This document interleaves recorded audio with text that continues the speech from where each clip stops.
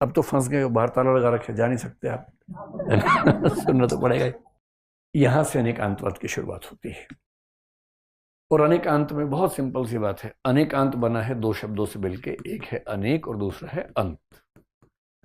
और यहां अंत का मतलब अंत नहीं है, फिनिश नहीं है, कंप्लीट नहीं है।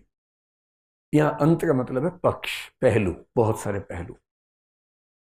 कि जो सत्य है, जिसकी सत्ता है, जो एग्जिस्ट करता है, उसका एक नहीं, उसके बहुत सारे पहलू होते हैं। और इसी बात को ये कहते हैं अनंत धर्मकम वस्तु। प्रत्येक वस्तु के अनंत धर्म होते हैं। या धर्म का मतलब लक्षण से है, विशेषताओं से है। हिंदू मुसलमान से नहीं है, विशेषताओं से है। प्रत्येक वस्तु में अनंत धर्म होते हैं, बहुत सारी विशेषताएं होती हैं। ये वही बात मैं समझाना चाह रहा हूं कि हाथी जो है बहुत कॉम्प्लेक्स है, और लोग अंधेपन के साथ उसको पहचानने का प्रयास कर रहे हैं। हाथी कितना कॉम्प्लेक्स है, अगले 5 मिनट में समझ में आएगा आपको। इतना कॉम्प्लेक्स हाथी है ज्ञान दर्शन में। हर वस्तु के अनंत धर्म है, अनंत लक्षण। जैसे पेन है, इस पेन की विशेषताएं 3-4 दिख रही हैं कि काला है, ठोस है, इतना लंबा, इतना चौड़ा, इतना गोल है, वो दिख रहा है। ये तो 5 ही हुए भाई, अनंत धर्म है, अनंत। और क्योंकि हमें 4-5 धर्म दिख रहे हैं, अनंत नहीं दिख रहे हैं, इसलिए कॉम्प्लेक्स है। रियलिटी को समझना कैसे कॉम्प्लेक्स है, आप देखिए।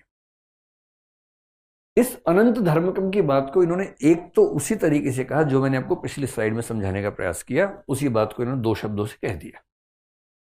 ये कह रहे हैं कि प्रत्येक वस्तु में बहुत सारे धर्म होते हैं, यानी कि बहुत सारी विशेषताएं होती हैं। कुछ विशेषताएं होती हैं नित्य, और कुछ होती हैं अनित्य। नित्य का मतलब परमानेंट, इटर्नल। अनित्य का मतलब टेम्परेरी, टेम्पोरल, जो खत्म हो जाती हैं आगे चलकर। आपको ये वाक्य फिर ध्यान रखना, उत्पाद व्यय द्रव्य संयुक्तम सत। उत्पाद व्यय का मतलब क्या है, नित्य या अनित्य? जो उत्पन्न होगा, नष्ट हो जाएगा, वो क्या होगा? अनित्य बोलते हैं, अनित्य, है ना?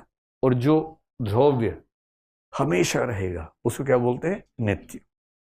तो इन्होंने कहा कि जो भाई, जब धर्म बहुत सारे क्यों हैं, क्योंकि हर वस्तु में कुछ नित्य धर्म होते हैं, कुछ अनित्य धर्म होते हैं। नित्य धर्म को ये लोग कहते हैं कि स्वरूप धर्म है, और इसको बोलते हैं आगंतुक धर्म। दर्शन की भाषा में एक शब्द होता है आगंतुक धर्म, एक होता है स्वरूप धर्म। और फिर इसको और आसान करने के लिए बोले कि नित्य धर्म को हम बोलेंगे गुण, यानी कि एट्रीब्यूट, और अनित्य धर्म को हम बोलेंगे पर्याय। पर्याय का मतलब फिलोसफी में मतलब मोड। मोड का मतलब जो चेंज होता रहे। जैसे आपके फोन में बहुत सारे मोड होते हैं, साइलेंट मोड, वाइब्रेंट मोड, यानी फोन वही है पर उसके फीचर चेंज होते गए। तो जो चीज चेंज होती है, उसे चेंज होने को बोलते हैं मोड। तो हमने एक बहुत बेसिक बात समझी, प्रत्येक वस्तु में बहुत सारे धर्म हैं। उन धर्मों में से कुछ नित्य धर्म है, कुछ अनित्य है। नित्य धर्मों का नाम क्या है? गुण है। अनित्य का नाम क्या है? पर्याय है। और इसलिए वो एक परिभाषा और देते हैं, गुण पर्यायवत द्रव्यम। द्रव्य यानी कि रियल सब्सटेंस वो है जिसमें गुण और पर्याय दोनों हो। इसलिए आप देखेंगे कि ये दोनों बातें दरअसल 2 बातें ना होकर के एक ही बात है। यहाँ जो उत्पाद व्यय वाली बात है वो पर्याय है, और जो द्रव्य वाली बात है वो गुण है। एक ही बात को कहने के 2 सूत्र जैन दर्शन में है। मतलब ये है कि वही वस्तु सत्य है। सिंपल एग्जांपल लेते हैं इस पेन का। इस पेन की शेप परमानेंट है या बिगड़ सकती है? हथौड़ा मारो वो बिगड़ जाएगी, उसमें क्या दिक्कत है? इसका मतलब इस पेन में एक ऐसी चीज है जो नित्य नहीं है। इस पेन में जो स्याही है, ये नित्य है, खत्म हो जाएगी? खत्म हो जाएगी। फिर इस पेन का रंग भी उड़ जाएगा एक समय के बाद, धूप में रखेंगे उड़ जाएगा एक समय के बाद। यानी रंग, आकार, कई ऐसी चीजें हैं, शेप ऐसी चीजें हैं जो नित्य नहीं है। पर कितना भी कचूमर निकाल लीजिए, क्या आप इसके परमाणु को नष्ट कर पाएंगे? नहीं कर पाएंगे। ये जिन परमाणुओं से मिलकर बना है वो नित्य है। दम है तो हटा के देख लीजिए उसको। तो ये नित्य परमाणुओं और अनित्य आकार, रंग आदि से मिलकर बना है। इसलिए गुण पर्यायवत द्रव्यम या उत्पाद व्यय द्रव्यम संयुक्तम सत। क्या मैं आपको समझा पा रहा हूं यहां तक? अब देखिए, जैन दर्शन ने अब तक जो कहा कि जो वस्तु है उसके 2 लक्षण हैं, नित्य और अनित्य। और इसका मतलब क्या हुआ? किसी चीज को समझना बहुत ही कॉम्प्लिकेटेड हो गया। अब जो ये बात कह रहे हैं, मैंने बहुत सारे दर्शन पढ़े दुनिया में, पूरी दुनिया में किसी फिलोसफी ने ये बात नहीं कही जो ये कहने वाले हैं। बहुत इंटरेस्टिंग। और इस पॉइंट पर लोग अरस्तु को, डेकार्ट को, न्यूटन को कमजोर साबित करते हैं जैन फिलोसफी की तुलना में। क्यों करते हैं समझिए। लेट अस एज्यूम कि तीन चीजें हैं, एक है ए, एक है बी और एक है सी। तीन चीजें हैं, तीन वस्तुएं हैं। और तीन वस्तुएं तो इन सब में बहुत सारे गुण भी होंगे, सीधी सी बात है। मान लेते हैं कि इनमें 7 7 8 8 कुछ विशेषताएं हैं। वैसे तो अनंत हैं, पर हमने समझने के लिए 5 6 भी मान ली। ये जैन फिलोसफी के पर्सपेक्टिव से बात कर रहे हैं। अब हम क्या सोचते हैं कि अगर मुझे ए को जानना है, तो ए को जानने का मतलब है यदि मैंने इन सबको जान लिया तो मैंने ए को जान लिया। और एलोपैथिक मेडिसिन का तरीका पहले आमतौर पर यही रहा। उसने कहा कि हार्ट को समझने के लिए हार्ट को ठीक से स्टडी कर लो, और अगर आपको मसल्स को समझना है मसल्स को ठीक से स्टडी कर लो। एक समय तक एलोपैथी में क्लासिफिकेशन ज्यादा केंद्र में रहा, क्योंकि साइंटिफिक टेम्पर वही करता था। जब साइंस की डेवलपमेंट 17वीं सेंचुरी से तेजी से हुई, 19 में बहुत तेजी से हुई, तो साइंस का तरीका है कि क्लासीफाई करते जाओ और क्लासीफाई करके फोकस करके स्टडी करो। एक बेसिक तरीका साइंस में दिखता है। पर जैन दर्शन तो एक अलग ही बात कर रहा है, एकदम अजीब सी बात कर रहा है। वो क्या कह रहा है? वो कह रहे हैं कि एक की जो विशेषताएं हैं वो दो तरह की हैं। एक को बोलते हैं स्वपर्याय, एक को बोलते हैं परपर्याय। गजब की बात कर रहा है।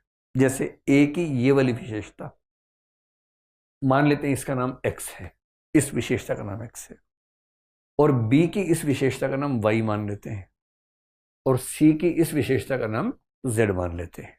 ठीक। अब वो कह रहे हैं कि ए को समझने के लिए एक्स को समझना पड़ेगा, क्योंकि एक्स ए की विशेषता है। पर वो कहते कि नहीं, ये सारी जो विशेषताएं हैं ए की, एक्स सहित, ये केवल उसके स्वपर्याय हैं। स्वपर्याय का मतलब वो मोड जो उसके अंदर है। लेकिन आप ए को तब तक ठीक से नहीं समझ सकते जब तक आप ए के परपर्याय को भी ना जान लें। परपर्याय क्या है? परपर्याय का मतलब ए की वो विशेषताएं जो ए में नहीं किसी और में एग्जिस्ट करती हैं, यानी कि वाई। ए का स्वपर्याय है एक्स, और ए का ही परपर्याय है वाई, परपर्याय है जेड। यानी इस पेन की सारी विशेषताओं को समझने के दो रास्ते हैं। पहला, पेन के अंदर जो विशेषताएं हैं स्वपर्याय। दूसरा, पेन के बाहर जो विशेषताएं हैं। और पेन के बाहर की विशेषताओं का मतलब इस मोबाइल फोन की जो विशेषताएं हैं, वो विशेषताएं इस पेन के परपर्याय हैं। और इस पेन की जो अपनी विशेषताएं हैं, वो इस फोन के लिए क्या है? परपर्याय हैं। और इसका मतलब ये हुआ कि दुनिया की हर चीज हर दूसरी चीज से इस तरह से कनेक्टेड है कि जब तक आप सारी वस्तुओं को नहीं जान लेंगे, आप एक वस्तु को भी पूरी तरह से नहीं जान सकते हैं। इसको आज की भाषा में बोलते हैं होलिज्म, इकोलॉजिकल फिलॉसफी। 1973 में नॉर्वे के एक वैज्ञानिक दार्शनिक ने, आर्यनेस ने कहा कि हम दुनिया में पहली बार एक फिलॉसफी शुरू कर रहे हैं जिसका पर्पस ये है कि दुनिया की हर चीज आपस में कनेक्टेड है। इकोलॉजी की सेंस में फिलॉसफी को देखना होगा। और भारत के लोग हंसते हैं इन बातों पर, क्योंकि इससे ज्यादा गहरी बात इस लेवल पर जैन लोग कह चुके हैं। और इसलिए उनका एक सूत्र है, बड़ा प्यारा सूत्र है, एको भावः सर्वथा येन दृष्टः।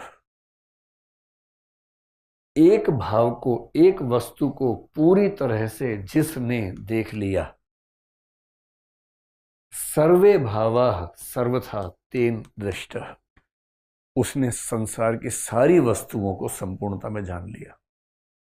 जो व्यक्ति एक वस्तु को संपूर्णता में जान लेता है, वो दुनिया की हर वस्तु को संपूर्णता में जान लेता है। और इसका मतलब हर चीज को जाने बिना किसी एक चीज को भी पूरी तरह से नहीं जान सकते हैं।